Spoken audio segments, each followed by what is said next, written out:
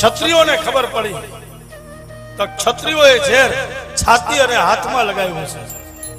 આ બ્રાહ્મણ છે ને 4 વર્ણ છે, એમાંના માથું છે બ્રાહ્મણ છે. એટલે બ્રાહ્મણ ગાયો ધર્મ અબળા એની રક્ષા કરવી એ ક્ષત્રિયોનું પ્રતીક, ક્ષત્રિયોની ફરજ છે.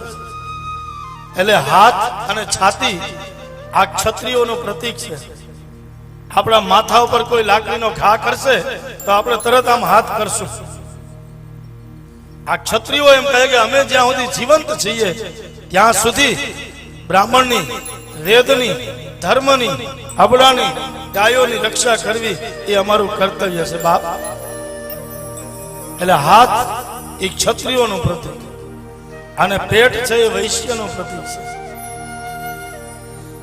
કોઈ બેઠું હોય તો માફ કરજો, વાણિયાનો દીકરો મીઠો બહુ હોય અને આપણા ગુજરાતીમાં કહેવત છે કે વડો ને વાણિયો ગરમ હોય ત્યાં સુધી હારા, ઠંડા થઈ જાય.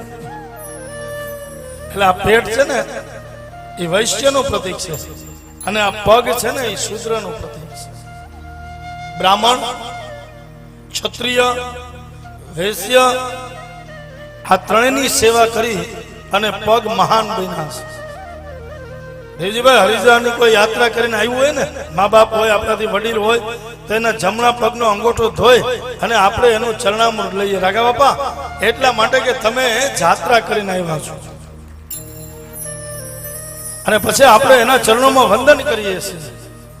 અહીંયા માથે કોઈ પગે લાગે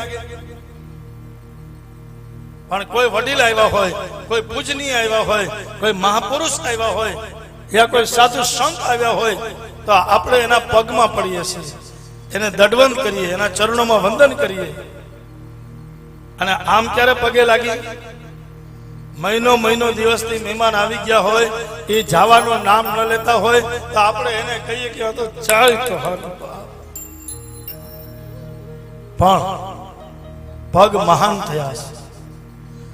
વર્ણ વ્યવસ્થા છે અને આ વર્ણ વ્યવસ્થાની પરંપરા છે. એટલે પગ છે એ મહાન થયા છે.